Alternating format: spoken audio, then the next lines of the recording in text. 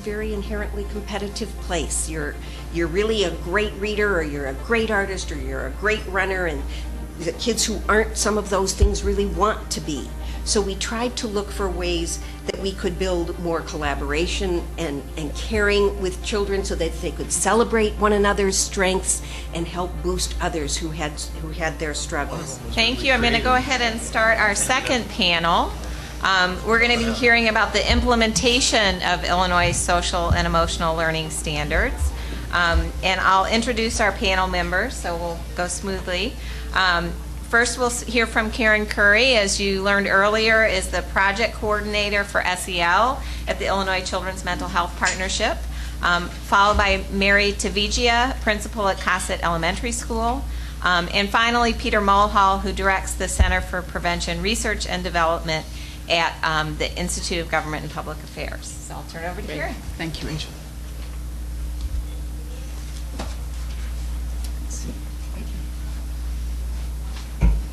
Morning. It's a pleasure to be here and have the opportunity to further this, well, it's not a dialogue yet, I guess, but further our thinking about social emotional learning in Illinois. As Rachel mentioned, I am the project coordinator for the professional development project that's currently happening in the state. And when I was asked to be a part of this panel, I was asked to talk about the importance of investing in professional development, training, and coaching. And I'm thinking, well, that was done through the last panel, so maybe I can just sit down now. But since I've been given 10 minutes, I won't sit down. I would just kind of like to tell you the story of the professional development project and why it is, why professional development and training, ongoing coaching is so important. And I'd like to kind of bring down, if you will, maybe down's not the right word, but have us kind of focus on what's happening in the front line now. We've heard and we understand why this is important in theory and in practice, and I hope that with my comments we'll have a keen understanding of some of the realities that educators and kids in Illinois schools are facing, and so why that adds all the more to the importance of an ongoing professional development process. A couple of things just come to mind really quickly before I tell you about the professional development project itself. A couple of things came to mind for me, and that has to do with conversations that I've had and some of our state cadre, coaches, family advocates have had with various educators over the course of the 2.5 now years that we've been doing this. And you know, you go into a meeting space and you've got 30 educators and you ask how many are familiar with the standards. And a year ago, I don't know, maybe 20 of the 30 hands would go up. Now, generally about 30 of the 30 hands go up. But then you begin to ask more in terms of their knowledge about SEL and implementation, and the hands are kind of, well, I'm not quite sure. How many of you are familiar with the fact that there's a district policy that addresses social and emotional development, and people are kind of looking at their neighbor? I think maybe I saw that once, or I definitely haven't seen that. And it's really interesting to confront, if you will, the lack of information, the lack of knowledge that's out there among our schools about social and emotional learning and about the standards in particular, given that they have been around since December 2004. And so it's been a wonderful challenge, I think, for the Professional Development Initiative to really work with schools to increase their knowledge and awareness of the fact that there are SEL standards in Illinois, and then exactly how is this relevant to me? What does this mean to me in terms of my teaching, in terms of my working and nurturing young folks to be all that they can be upon graduation? The other thing that I would just like to share before getting into detail about the project is that when we talk about social emotional learning in workshops, and we use Castle's definition, a process, and we often underline that word process because we want folks to know that SEL is not another curriculum in a box. It is not a program. It is not a one-time thing to try to fix the kids, and if it doesn't fix the kids in this next semester or this next year or the next 2 years, put it on the shelf and try something else. It really is a process of engaging in relationship with folks around understanding this work that we're trying to do. And as I think about it and think about the work that our cadre has done over the last 3 years, I think about the different forces that that process has to compete with. And again, why that makes it so essential that training and coaching, ongoing professional development happen. Number one, as you all know, this process is competing for educators' time and their energy. There are, I don't know, a zillion and two different things that are demanded of educators in a given day. And the resounding cry that we hear from teachers is, I don't have time to do one more thing. And it's like, ah.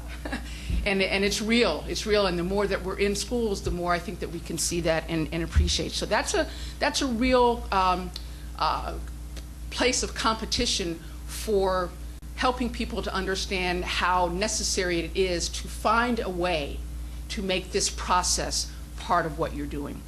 Secondly, this is a process that competes with the realities of No Child Left Behind and the different kinds of measures that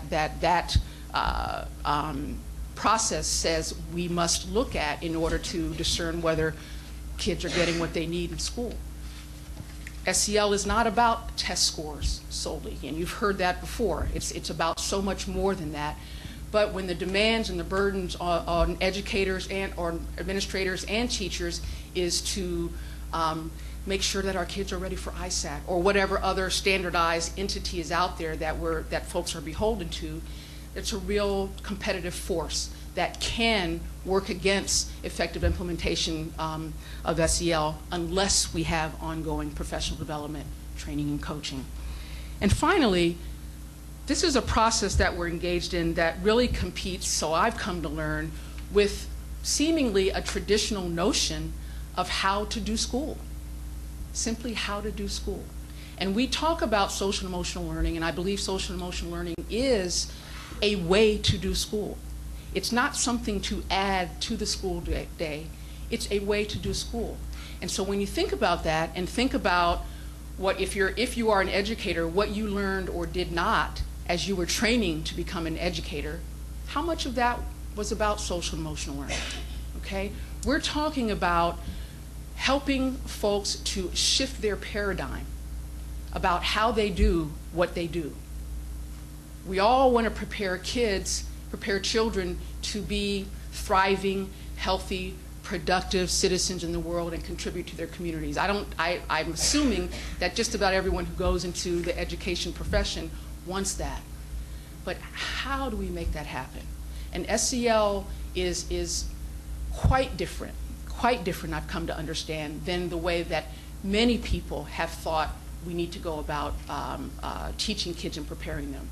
Now, having said that, we certainly know that SEL is not new. Roger talked about 10 years ago. I'd like to think that SEL is as old as Methuselah, in terms of teaching the skills that are necessary to relate in life. This is about relationship largely.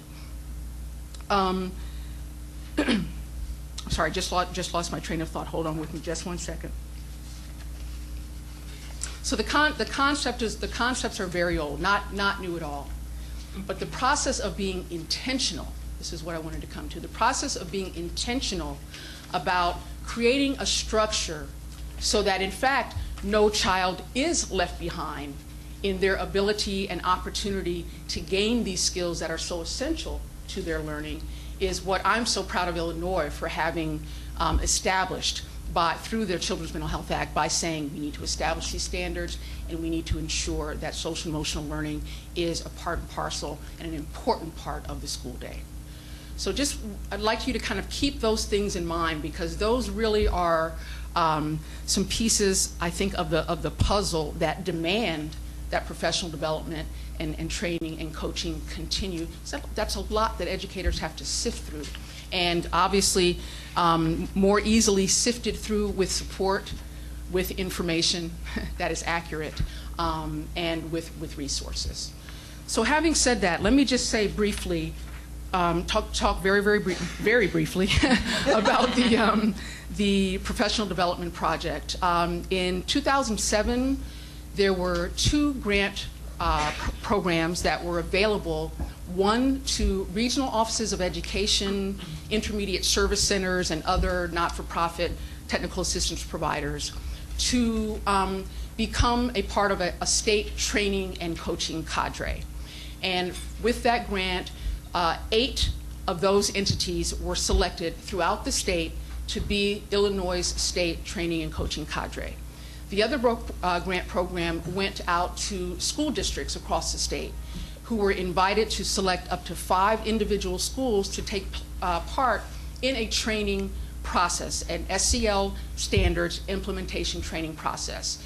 And as mentioned, currently we've got 71 schools in 33 districts. There are another couple of schools and a couple of districts who actually also are involved in the project, but they began a little bit later.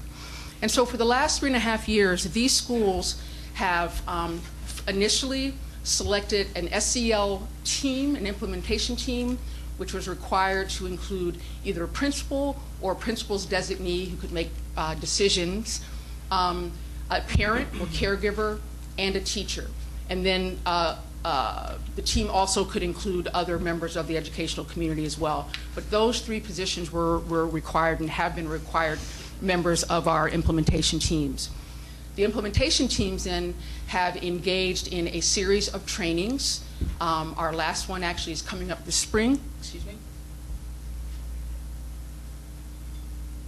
So a series of trainings and monthly coaching from day one. And I think you'll hear from Peter Mulhall in a little while how important the specific function of coaching has been to this process. If you think about all the competition that's going on, how wonderful and beneficial is it to know that you've got that ongoing support to help you stay accountable, help you keep motivated, but also to help you sift through all of those competing forces that are just part of being an educator in Illinois, but we must not let get in the way of ensuring that this piece of work happens as well. So these 71 schools in 33 districts have worked with us now, and we have worked with them. We're very, very pleased overall with the process that they have engaged in and the progress that they're making. All teams developed implementation plans that carry them 1 year beyond the grant funds, because from the beginning we wanted to ensure that sustainability was part and parcel of what was on these school teams' minds. And they are working diligently to kind of find their way through, or find SEL's way through the landscape of Illinois education with all the various mandates and initiatives that are out there. What we're doing now, as we're ending this 3-year, what some folks have called a pilot, I guess a lot of us have come to call it a pilot now, but as we have learned many, many lessons from this first 3 years of implementation, we are taking those lessons now to kind of tweak our model slightly. And beginning next school year, the model will change in this way. No longer will grants be offered to school districts or schools to receive training, but in fact, training and support will be offered to any school district in Illinois at no cost to them. ISB is committed to being able to provide professional development services at no cost, and we will be administering that on ISB's behalf. Our goal is to really be able to provide a continuum of services to schools, because one of the lessons that we learned is that schools come to us with a variety of background, from schools like Cossett Elementary, who've been doing SEL long before the standards were ever thought about, to those schools who, as someone told me the other day, don't know how to spell SEL.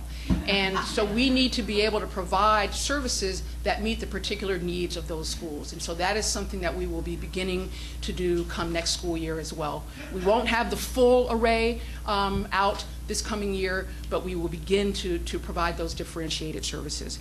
And my last point is that the other key piece of this, in terms of our lessons learned, I think, around professional development, is that we are going to now separate out our cadre to create 2 cadres.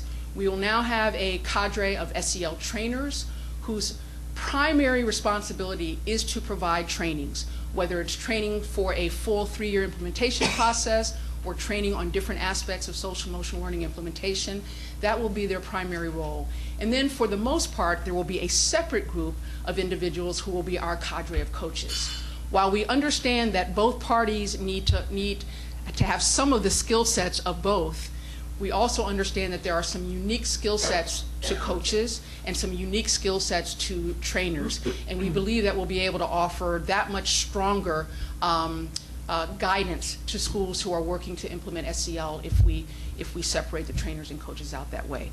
So with that, I'm going to turn my time over because I'm long out of time, I think, but that's just to kind of give you a snapshot of what we've been up to, and hopefully some things to think about in terms of why we must really continue to provide schools support as they work to implement the social emotional learning standards. Thank you very much. Thank you, Karen. And we'll now hear from Mary Tavigia from Cossett Elementary, Principal Cossett, and I know her PowerPoint is firing up right now. Okay, thanks. Good morning. Morning.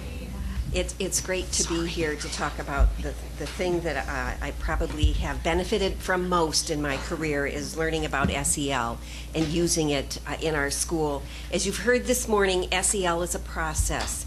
It is a 14 going on 15-year process at Cossett Elementary School in LaGrange, and one that we continue to learn about and hopefully are continuing to grow with as we move forward on our journey.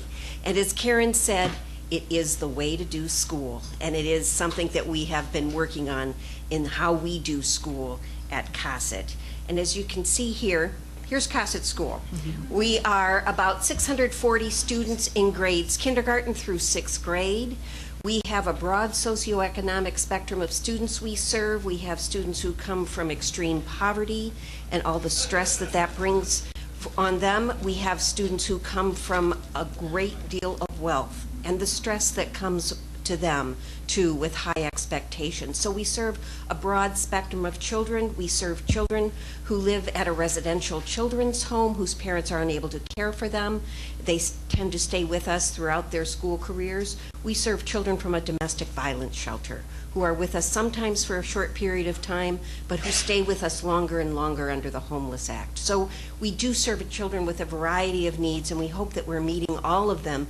And with social emotional learning as our guide, it really does help.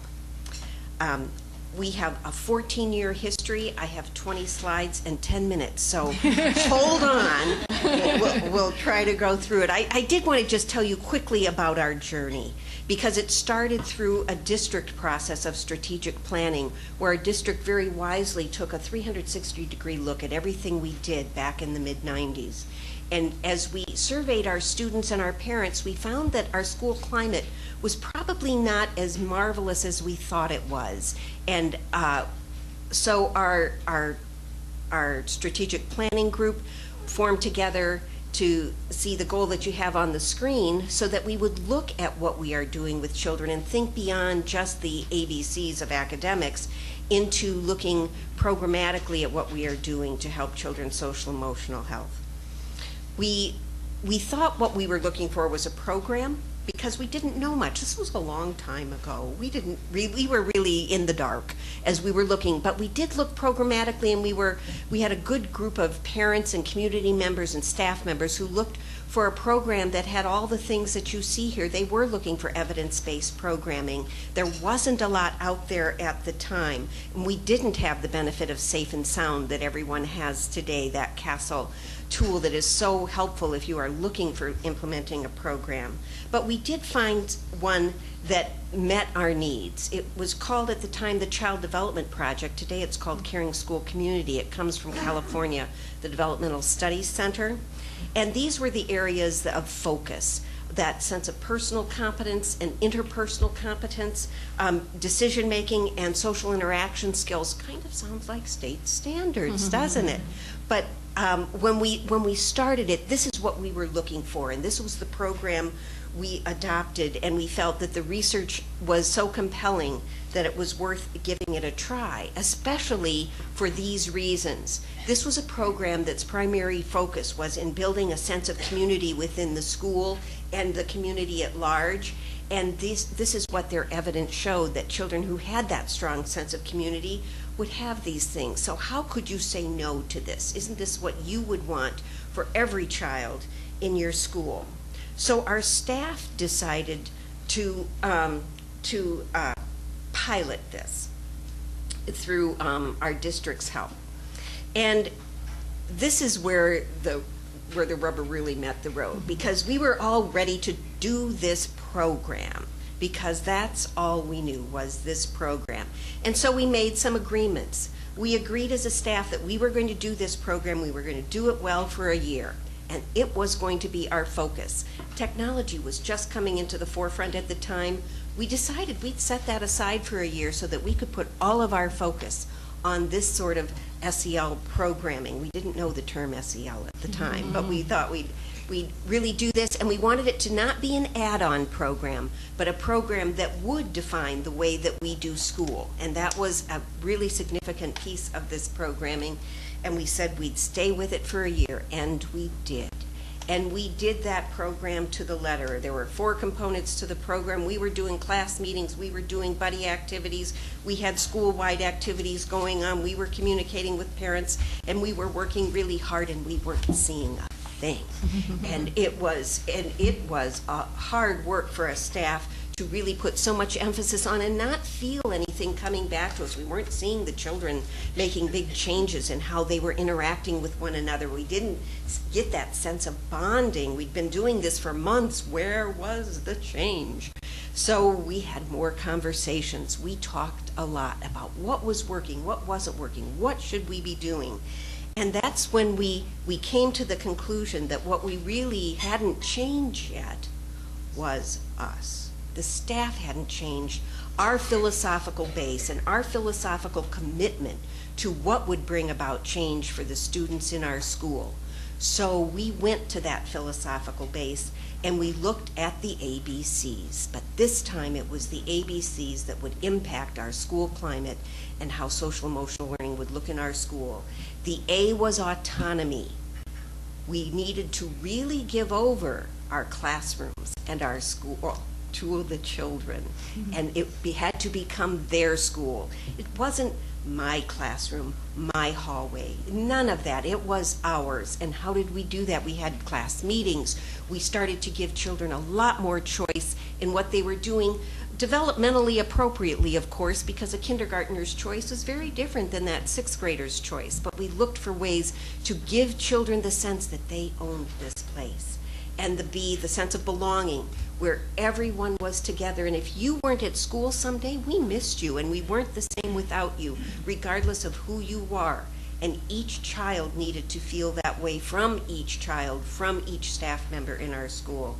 And finally, the C of ABCs is the competence, to build skills in children, to give them that sense that they could handle these decisions, they could learn how to have those difficult conversations with each other.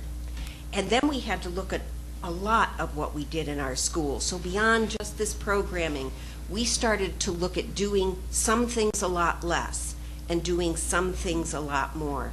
Some of them were really good instructional changes that improved whatever academic instruction we were doing for our students, but some of them were also in the ways that we interacted with the children and the ways that we handled things. I want to highlight just a couple of them briefly. One of them is discipline. We had a very if-then discipline standard. If you do this, then this will happen.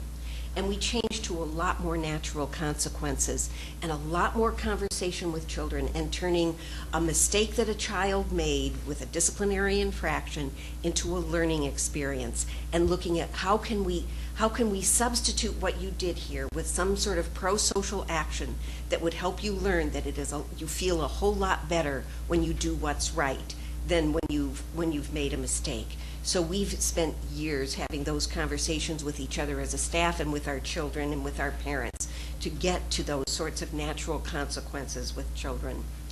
Another one is competition. You know, school is a very inherently competitive place. You're really a great reader, or you're a great artist, or you're a great runner, and the kids who aren't some of those things really want to be. So we tried to look for ways that we could build more collaboration and caring with children so that they could celebrate one another's strengths and help boost others who had their struggles. And then the last one was rewards. We had a strong system of rewards, very tangible, very deliberate in our classrooms. We knew how to praise children to get them to behave. We knew how to reward them to get them to do what we wanted. And we've really changed that into a series of self-assessment strategies and ways that we have no extrinsic reward system. Our children reward themselves through conversations. What did you like about that? What worked well for you? I see that you chose to write this sentence this way. Why? What about that? And giving children that base, that sense of, I own this. This is me. Nobody has to control me. I can control myself. Self-management, you see it in the standards, and that's how you can make it live in a school. We've been through a lot. We've tried to assess what we did. We did have a 3-year assessment that we did, a longitudinal assessment of our students. If you take a look, this is our data. 3 years of time with the same group of students. The red line are the COSIT students that were in 4th grade in the spring, who started high, just like the green line, which were the other 4th graders in District 102.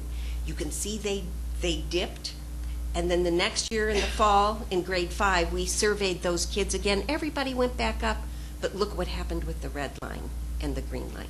The kids at COSIT, their sense of community, their sense of feeling that they belonged to the school, that they had some power and control over themselves in the school, stayed strong for over those 3 years, which was really then our guide to say, okay, we did it. We want to keep doing this, and we've been doing it then for the past 11 years. Our parents came on board with us. They've been members with us throughout and have collaborated well with us. There's nothing more rewarding than going to a Board of Education meeting where people are talking about different kinds of programming, and to hear a parent from the audience stand up and say, but have we looked at the social emotional impact of this on our students? Then we know we have gone from the school and out into the community, and everyone has embraced it as we've built this core for our students. We've had many quests along the way. We built our own social emotional benchmarks before the state had assessments. We've worked on those. I gave you a sample of what they might look like at the 2nd grade level. We use these as talking points with our students, with our staff, with our parents, as we hope to help children on their journey towards social emotional competence. We've looked at other ways to assess what we're doing. In collaboration with CASEL, we developed a social emotional competency rating scale, which we've used over the past several years to guide the professional development that we have. 14 years later, we are still doing monthly professional development activities led by our own staff members to help us grow in our journey with social emotional learning. These are the results of last year's social emotional competency rating scale. We built our school focus this year, which was on self-awareness, helping children understand their own strengths and area for growth based on the data that we collected from a randomly selected group of our students last year. And we've moved on. We've taken other steps.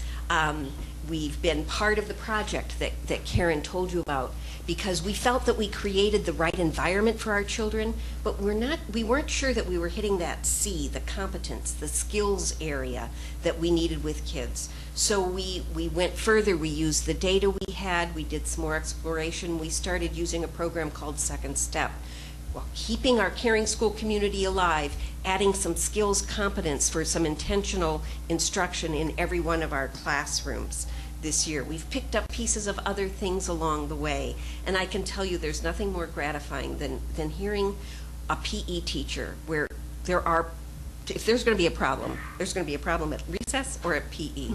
And hearing a PE teacher problem solving through a student who's been very agitated over something that didn't go well in that class, and using the Second Step criteria. Let's think about, how are you breathing? Now let's look back. What could you have done differently? And hearing that teacher, that very manly PE teacher, having that conversation with that student is gratifying. You can walk through the halls of COSIT School, and that's what you hear. And sometimes you hear the children having that conversation with each other. Our board has come along with us as we've implemented new strategic planning efforts and built social emotional learning into what we feel is our ongoing quest to really provide the best sort of programming that we can for our students and the best school atmosphere. So some of the impacts of our implementation: last year we surveyed our parents, and we found that they felt very strongly about how positive our school climate was. So did our children. And not many of them worried too much about the bullying kinds of things that some people say are just part of what kids go through growing up. We work on it every day, because every day we bring in new children, we bring in new families, and it is something new for all of us to keep learning about. Our lunchtime referrals are almost non-existent, and we've had great academic success as well. Just to wrap it up, to show you what our kids think are important, as I was preparing for this talk, I just ran up to a couple of classrooms and wrote down what the norms are. These are what the children start the year having conversations about, the ways we want our school to be. And you can see how our first graders said that they want to listen to each other, include everyone, and be kind and forgiving. That really touched me. And then I went to a sixth grade room where our sixth graders aren't quite in the middle school yet, but they really want to be there. and sometimes that can be a challenge for them, but where their norms were to respect themselves and each other's and to be open-minded and flexible. I thought that was such a good plan that they set forth, and to do the best to succeed at their goals. We are a work in progress like any other school that takes the journey towards social emotional learning, but I feel very fortunate to have had the opportunity to go on this journey with the Cosset School staff, students, and parent community, because it's been just a tremendously enjoyable and learning experience. Thank you. Thank you, Mary. And we'll end this panel with Peter Mulhall from the Center for Research and Prevention at IGBA. Wow, that was wonderful. We did get to visit that school, not myself personally, as part of our evaluation. And I think our researcher who came back just shook her head. I want my kids to go there. I want my kids to go there. So, anyway, our group was invited by the partnership to conduct a case study evaluation of the SEL initiative, which you heard Karen describe, in terms of the coaching, training part of it, and the SEL teams at the school levels. And so we were delighted to have this opportunity, and our goal was really to try and think about this as a meta case study, in a sense. I think Roger talked about meta-analysis, but the notion of picking a sort of sample of schools that represented a wide range of schools participating in the SEL initiative, and then visit them and take them through a process of sort of understanding many of the different key issues. And over here you can see what our major purpose was in terms of the SEL case study evaluation. So we wanted to know about planning. This is in their second year. This is when they were coming back. So they had a first year of planning. They submitted a plan and got feedback. We wanted to talk about and identify their major accomplishments. We wanted to identify obstacles and barriers. We wanted them to reflect on their experiences and opportunities. And you can't underestimate this, the importance of people actually sitting down and thinking about this. It's a very powerful element. And then to provide some feedback both to the state and to the schools themselves. Now, normally, wrong way. Oh, I forgot. This is my group of colleagues as well. We had a great group, and both in our Champaign and Chicago office. So normally I'd go on and talk about the methodology and all the different important elements to this, but given the amount of time, and I do have I brought some copies of the actual report itself. It's about 70 pages. So if you want sort of dirty details, you're more than welcome to have a copy of it. But the idea was we thought of this as what we called a mixed method approach, using quantitative and qualitative data. We did focus groups, we did interviews, and we did surveys. And so that kind of gives you a sort of a broad perspective, really trying to gather information. We looked at different types of historical information about the schools and communities. So let's launch right into some of the findings that we had. I mean, trying to essentially figure out why did schools apply for SEL funding? And, you know, everybody says, oh, because we wanted to address the SEL standards. It was a good bureaucratic answer. But I thought the two key issues that came across to me were, one, and I think Roger talked about this, there were problems and challenges in their schools. So in some way they said we need to make things better at this school, or improve the way discipline is handled at this school. So there was a set of schools that kind of talked about that. Someone even addressed this, you know, the issues around poverty in our school, of course, which just took me back a little bit. So one was sort of problem focused, and then the other one had to do with sort of competency development, in a sense, or academic and social competency development. So it was really powerful to hear them talk about, we need to have our citizens, our children, ready to be citizens in the next 50 years, both in careers. So the foresight was very different in several of these schools. Someone mentioned earlier the whole child. That was another term that was used. I think one of the most profound quotes I heard by somebody was that we want every kid in our school to have a leadership experience before they leave this school. So to me, that was very, very powerful. And different from what we heard from other schools. I did say we visited 21 schools.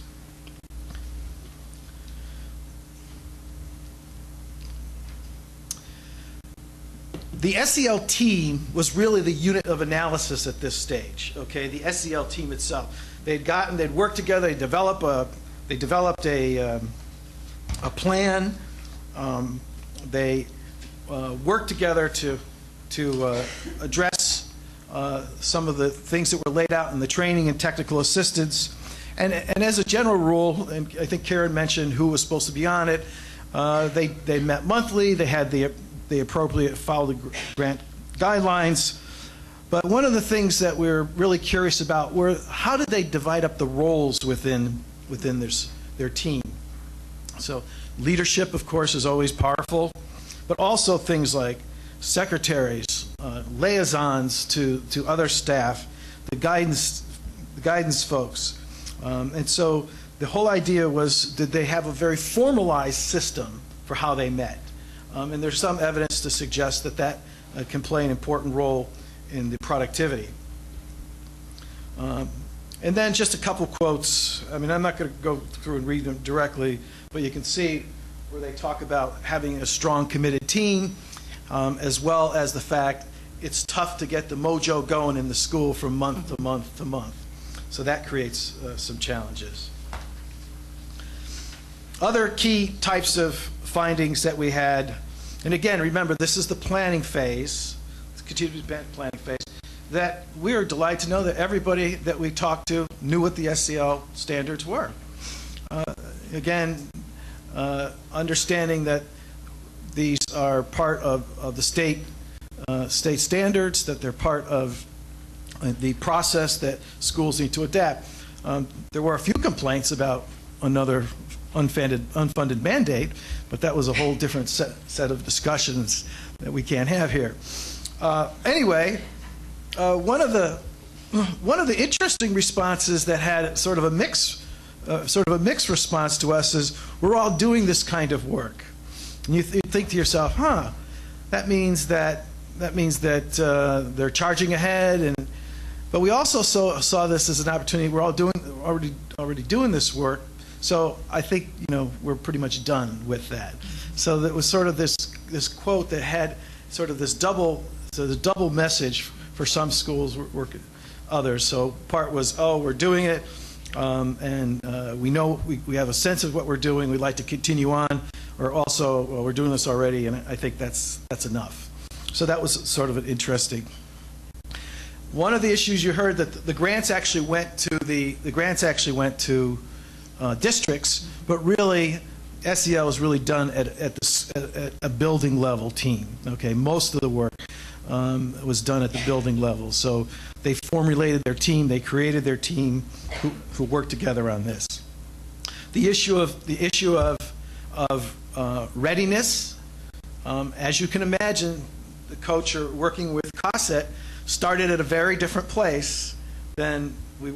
And I think Karen said the schools that don't know how to spell SEL. So there's this, again, wide range of experience for readiness.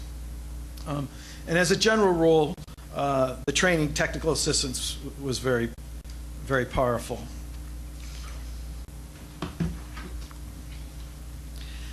Things that were not surprising had to do with both administrative support, teacher buy-in. One of the interesting, I guess you'd call it, dynamics that appeared was the concern between adopting a curriculum and then doing sort of school-wide practices. You heard a little bit about, and I think in some places schools felt the need to do that. The Castle has this wonderful, this process they take schools through, and then I think it's on 6 they have to deciding to adopt and begin implementing. So that was a little bit of a struggle. Some schools said, we're not adopting a curriculum, we're going to work on some of these school-wide practices, while others did adopt a curriculum and went forward. Although I think most people really understood that SEL is really not one or the other, it's the combination of that. So I think that's fine. I think for schools, in some cases, it was really trying to get a handle on what that is. And as you heard a little bit earlier, the issue of multiple initiatives it remains a challenge. I'll talk about that a little bit later. As you heard, coaches were an integral part of this. Oh, let me back up to training. Sorry, I overstepped it. One of the things that was great to hear was how they thought that the training really guided their thinking and guided their commitment to SEL. All right? And they really get a sense of, and I think they even cited, one school I know talked about the meta-analysis that Roger and Joe Durlick had published, that it really helped them sell and promote SEL within their district. Because like anything else, it has to go up the line, it has to deal with all the many hurdles that are up there. So I think that was very powerful for schools to have and to learn about. Some teachers and SEL members just want to be told what to do. So that's the reality of some of the different kinds of groups you work with. And certainly parent involvement needed to be expanded and developed. And again, we had a couple nice quotes about Castle and the way they helped folks along the way. Similarly, coaches, every school had a coach. And again, the coaches were challenged with picking up where the school was at. So again, thinking about the range of experiences that schools have. And as you might imagine, one of the things we were curious about was the whole issue of the coach's role. And it was interesting to see how they both, and this is through interviews with the coaches and with the teams, how they identified things like accessibility, support, ownership, et cetera, et cetera. One of the key issues that came across was the notion of consultation skills. How do you help a school change? Understanding the school change process. And there is a literature on that. But the idea, like I said, was meeting the schools where they're at and taking them, helping them set goals and guide their work. Not surprisingly, school administrators are central to the work. It doesn't matter what area you look in. And I thought this was kind of an interesting quote that one of the administrators had. But we did ask the administrators about how does the administrator let the staff know that they're supporting their initiative, their SEL initiative. And it came across as very simply, we do these things. We incorporate SEL into district goals, school improvement plans, meeting agendas, they attend meetings, they attend trainings. And just one caveat about administrators, and I guess to some degree some staff, is the issue of turnover. School principals don't stick around too long. Many don't. And once there is some turnover, it creates, as someone said to us, it puts SEL on the back burner.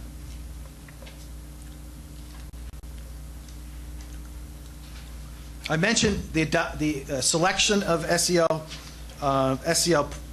programs and practices. And again, this issue of school-wide practices and a curriculum, and everywhere in between.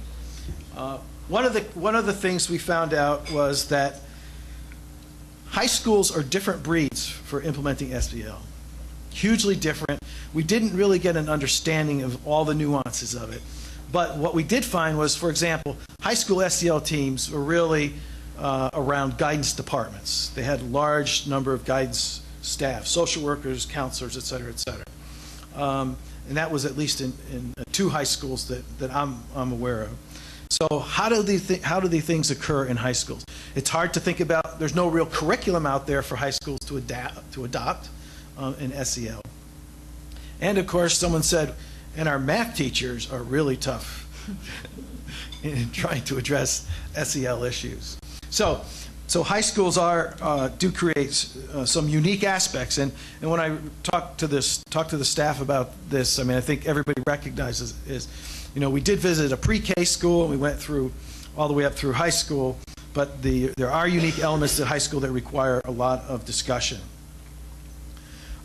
Some of the sort of school-wide activities were things like student advisory programs, leadership teams, service programs, communication campaigns, and even one administrator did home visits, which I thought was pretty interesting and powerful. And again, they also recognized, this was again the second year, they also recognized that full implementation through the school was going to be very challenging. And it really had that it's going to be an obstacle that they knew this year coming forward.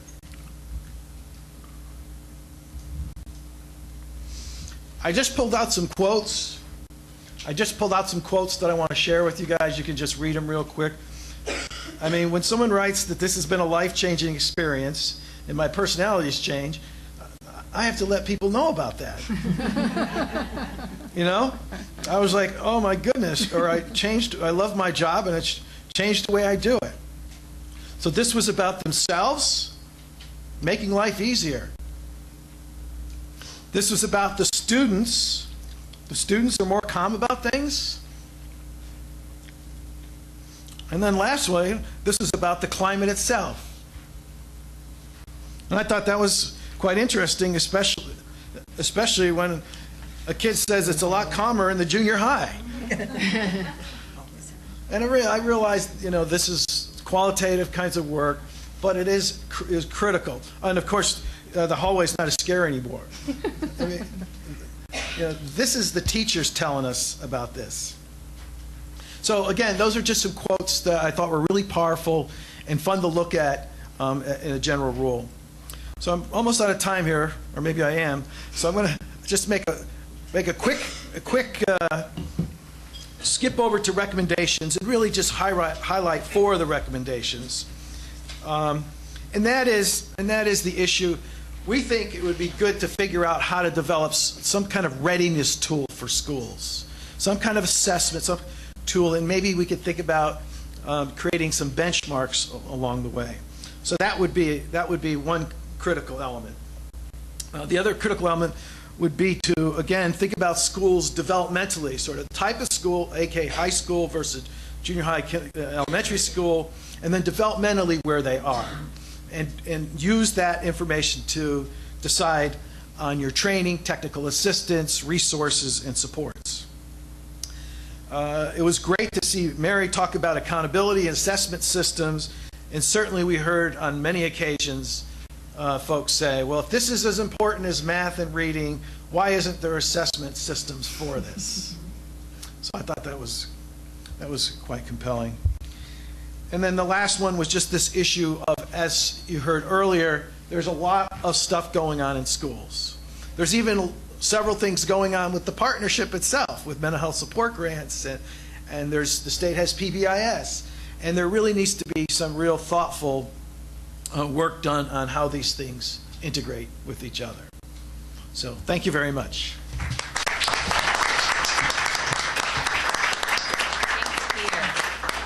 We've got about 10 minutes for questions from this panel, and then we're going to segue smoothly into our last session on brainstorming and more conversation and discussion. So questions about implementation? Yeah.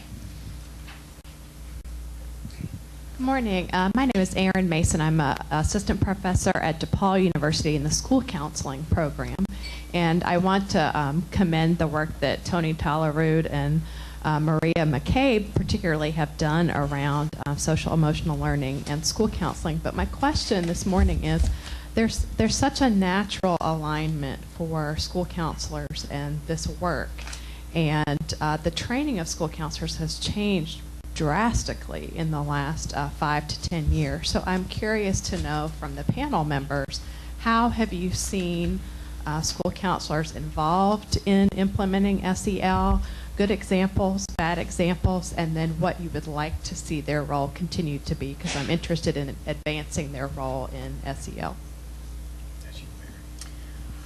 Well, I think school counselors have a tremendous role to play. I can't speak to it directly because we do not have the benefit of a school counselor at the school. In the district where I serve, we do have school social workers who have worked the SEL benchmarks I referenced actually were created by the district social workers. But I know that we are, through the School Policy and Standards Committee, we were even doing some surveying of higher ed, looking for ways that we can improve the instruction at the higher ed level for incoming school counselors. I don't know, Karen, if you've had experience with school counselors. I would, yeah, just not a lot directly, but two things come to mind. I think an initial challenge that we have faced has been the idea that because SEL is viewed as adjunct and for the school social worker, school counselor, and others who are not in classroom teachers, perhaps initially there was less emphasis on how they might be included in terms of what the state brought to schools for professional development training and so forth. We really wanted to ensure that all adults, and particularly in classroom teachers, were focused on their responsibility to implement, as well as the school social workers and school counselors. I would just say that generally my sense in my experience working with schools, school counselors too often spend time doing other than what they were trained to do. And I think it's our hope and our intention that with social emotional learning being implemented at the universal level so that all children are in fact learning these skills, there will be less need perhaps for some of the work that school counselors are currently doing, and will give them more opportunity to focus on what they were trained to do, which is to counsel young people who are having different kinds of mental health issues or just different kinds of issues. So. The School Age Committee of the Children's Mental Health Partnership has just completed a very intensive study with Loyola of the role of social workers, school social workers, school psychologists, and school counselors in Illinois schools. It was a statewide process. And we are getting ready to release that soon, and it really talks about some of the issues that Karen just raised about, are these professionals being used in ways that really build on what they have to offer and we're trained to do, capacity, do we have too many schools without the resources of these student support personnel? So look for that in terms of some recommendations coming out of the partnership about how the professional student support personnel can better be utilized in the school setting.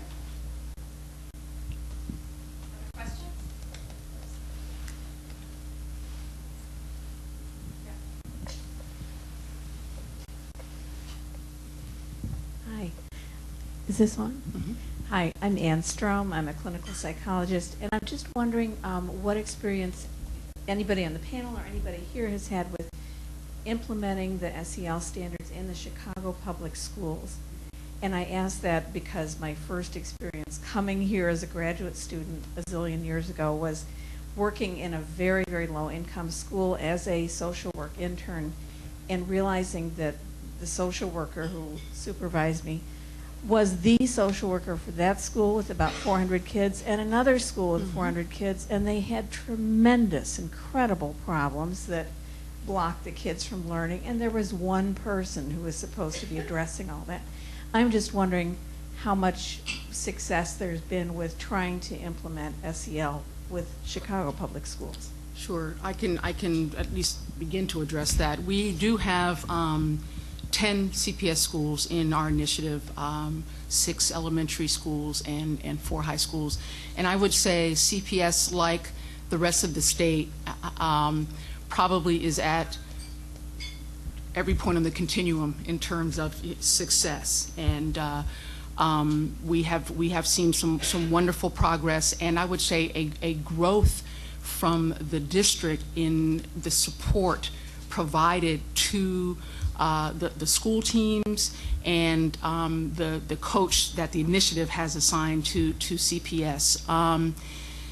As you know, CPS has unique issues, third largest district in the country. Why would they not? And I think one of the issues that we've grappled with all along has to do with the sense of prevention versus crisis management or intervention, because there are so many needs for all for all services across the continuum. And of course, CPS unfortunately or fortunately is in the news often about those crises in particular. And so it has been challenging, I would say, in some respects, to work with schools to focus on that preventive side of things. You know, this is that process that we've been talking about. Well, how can we focus on this when we have X number of children, and you add whatever story you want to. But I certainly feel hopeful about our work with CPS, partly because as a district, and I don't know if it was in conjunction with this initiative, I want to say even before, the district has made a commitment to implement social and emotional learning.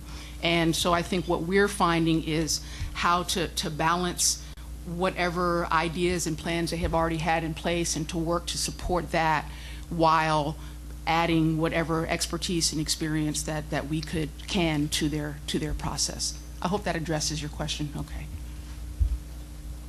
One more question?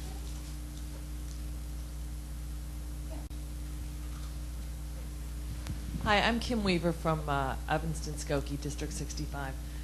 We use the PBIS system, and I'm kind of new to the SEL, so this has been very beneficial to me. I'm wondering what are some of the specifics in the program, because I thought PBIS was perhaps one of many programs that would fall under SEL. And then you talked about kind of integrating all that. I'm also curious how it would integrate or influence inclusion within a classroom and a school district. Sure. I'll give it my best shot with PBIS. PBIS is a wonderfully compatible system to social and emotional learning, and if you look at social and emotional learning as kind of the underpinning or foundational piece, we've talked about a way to do school. PBIS's system,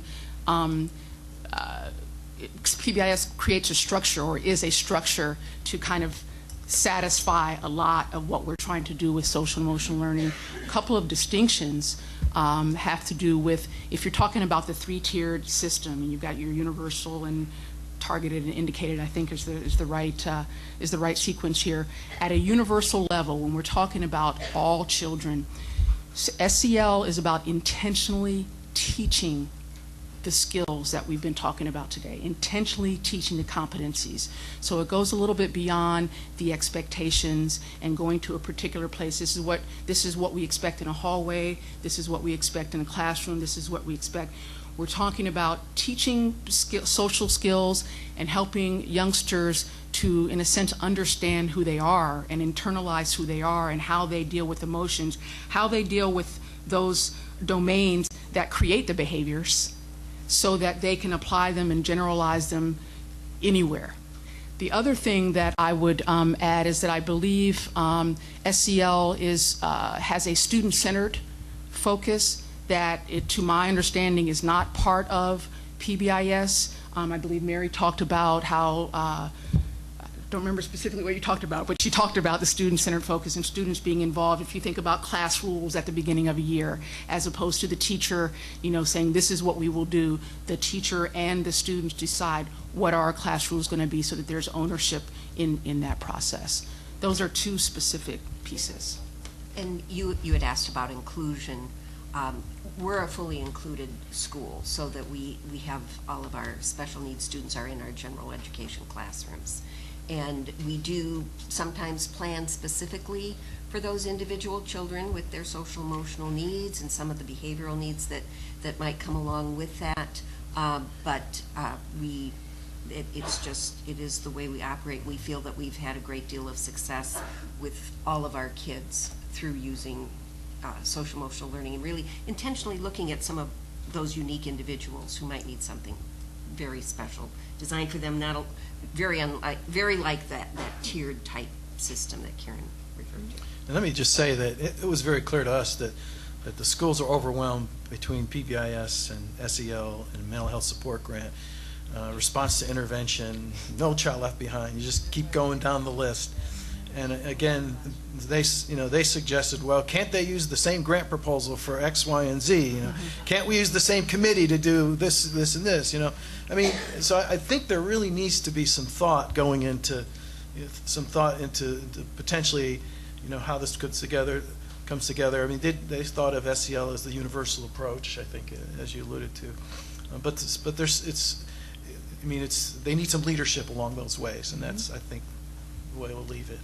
Karen, you might mention ISTAC as a way that the state is trying to work on. Sure. ISTAC is the Illinois Statewide Technical Assistance Center, and it originated in the special ed department of ISB, but has now included both PBIS, which is positive behavioral interventions and supports, if there are any who are not familiar, and SEL at the table. And I think and it was designed to do really what the acronym says, provide technical assistance and a process to really create a more seamless delivery, if you will, for schools, understanding that there are a variety of initiatives and mandates out there from an educator's perspective. Rather than having all of these disparate pieces coming at us, how can the state create a process that is easier and makes sense together? And actually, largely because of the work of ISTAC, Illinois now is one of 4 states in the country to have received federal funding to kind of look at this process in a scaled up way. So, and it's called CISEP, and please don't ask me to, it's about scaling up evidence-based practices. See if you can find those words and those. But at any rate, it is kind of an expansion of the ISTAC process, and it is for all education, not just special education, but general education. So we're looking forward to seeing and hoping that we can get some guidance about how to address Peter's suggestion. Thanks, Barbara. Great.